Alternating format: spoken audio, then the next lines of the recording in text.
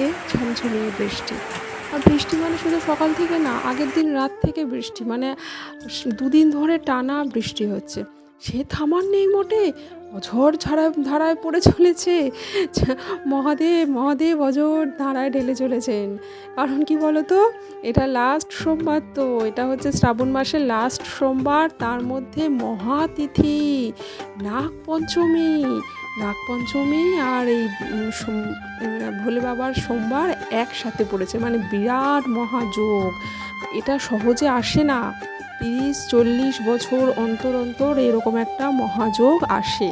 সেটা আমরা সৌভাগ্য আমাদের যে আমরা সেটা দেখতে পাচ্ছি বা আমরা তার মধ্যে পড়ে গেছি। তো সেই সুযোগ হাতছাড়া করা যায়? তো সেই জন্য এই সোমবার অবশ্যই আমি এটা পালন করলাম। আর এই দেখো দানের সব সামগ্রী রেডি করে নিয়েছি, ঠাকুরমশাইকে দান দেবো আর কি। একটু মানত করেছিলাম যে ওনাকে দেব, তা চাল ডাল সবজি দক্ষিণা একটু যতটা সম্ভব পেরেছি ওনাকে নিজের ঢেলে নিজের মন মতন দিয়েছি। তো ইন্ট্রোটাই তো দেওয়া হলো না, দেখেছো? ওয়েলকাম সবাইকে ব্লগার জয়িতা চ্যানেলের একটি নতুন ব্লগে স্বাগত জানাই সবাইকে। আর এই যে পুজোটা করে নিচ্ছি, এই যে বাড়িতে দুধ দিয়ে, দুধের মধ্যে কিন্তু সব দিতে হবে, চরণামৃত যেটা হয়, ওই যে পঞ্চশস্য, কালো তিল অবশ্যই, তার মধ্যে একটা ফল হর্তকী হিসাবে দুধ, ঘি, মধু, এগুলো তো সব দিতেই হবে।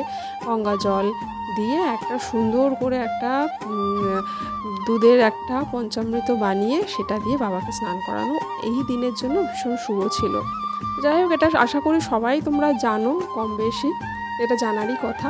তো আমিও যেটা করেছি সেটাই বললাম। ভিডিওটা একটু লেট হয়ে গেল দিতে, তবে কি বলো তো, যখনকার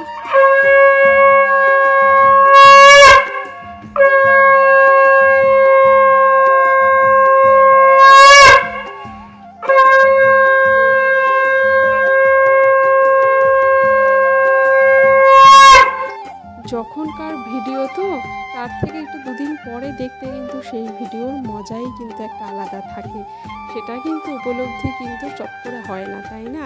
আর দেখো আমার ঠাকুরের আসনটা ফুলে ফুলে ভরে গেছে পুরো একদম, কী যে সুন্দর লাগছে।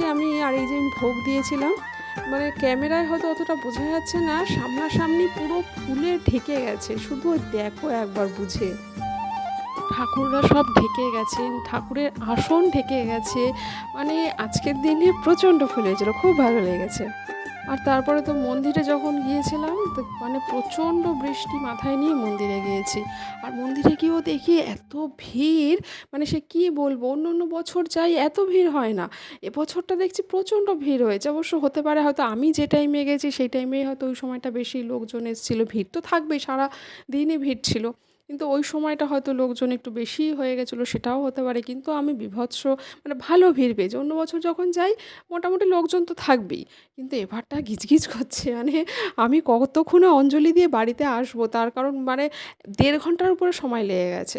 আর বাড়িতে তাড়াতাড়ি আসতে হবে এই কারণে, কারণ এসে আবার আমাকে বাড়ির পুজোর কিছু কাজ আছে, সেগুলো মিটিয়ে নিয়ে অর্কিতকে আনতে যেতে হবে। খাওয়া দাওয়া তো ছেড়েই দিলাম, তো সেই অর্কিতকে তোর বলা নেই যে তুই চলে আসবি, বা সেরকম কোনো ইনস্ট্রাকশানও নেই।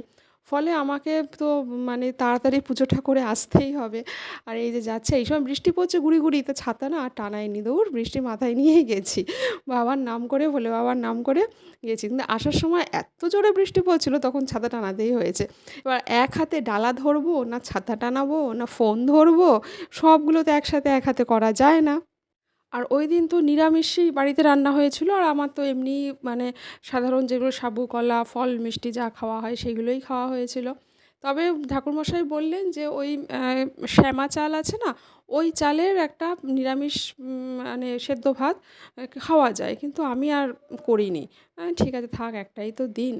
তো এই দেখো মানে প্রচণ্ড ভিড়ের, ভিডিও করতে পারছি না, এতটা ভিড়, মানে গিজগিজ করছে। আর মন্দিরটা যে খুব বড় তাও নয়, সেটাও একটা ঘটনা। তো আজকের একদম ছোট্ট একটা ভিডিও, সবাই দেখো তোমরা, আশা করছি তোমাদের সবার ভালো লাগবে। তাহলে পরে আবার দেখা হবে অন্য কোনো ভিডিওতে। তবে এই তিথিতে তোমার দুধের সাথে একটু কালো তিল প্লাস পঞ্চশস্য যেটা আমরা দিচ্ছি সেগুলো তো দেবো, তাতে ঘি, মধু, তোমার গোলাপ জল, একটু আতর, এইগুলো তো দেবই, এগুলো তো থাকবেই। তার সাথে একটা মানে তোমার যে কোনো একটা হর্তুকি, এরকম একটা ছোট্ট একটা ফল। আর এই দিন কি দাম, যেমন ফুলের দাম তেমন ফলের দাম, বিশেষ করে ফুলের দাম বীভৎস দাম। অন্য দিন যে দামে কিনি তার দ্বিগুণের ওপরে 3 গুণ প্রায় দাম, এমন অবস্থা। এই যে ওর বাবা তো আমাকে দিয়ে আসতে পারিনি, কারণ টাইমের মধ্যে হয়নি, তাই আমাকে একা একাই যাতায়াত করতে হয়েছে। পুজো টুজো দিয়ে তো চলে এলাম, আর বীভৎস বৃষ্টি, কাল থেকেই প্রচণ্ড বৃষ্টি। আর পুজো দিচ্ছি তো পুরো শাড়ি ঠাড়ি সব ভিজে গেছে, সব এগুলো সব ভিজে গেছে, নিচের পা ঠাগুলো সব ভিজে গেছে। আর মানে মুখ ঠোক, এই মাথা ঠাতাও এগুলো অনেক ভিজে ঠিজে গেছে, এমন অবস্থা। ওর টোটো করে এসছি, গেছি টোটো করে, এসছি টোটো করে, কারণ ওর বাবা তো সকাল সকাল বেরিয়ে গেছে, আমাকে আর দিয়ে আসতে পারিনি, আর অত সকাল সকাল আমি যোগাযোগ করতেও পারিনি। তাড়াতাড়ি গেছি, 12টার মতো পুজো করে নিয়েছি, কিন্তু এই হচ্ছে অবস্থা। আর এই ভিজে ভিজে প্রায় এলাম। তো প্রচণ্ড ভিড় হয়েছিল আজকে, প্রচণ্ড ভিড়, মানে ওখানে যে কি ঠিকমতো ভিডিও করতে পারছি না, এমন অবস্থা।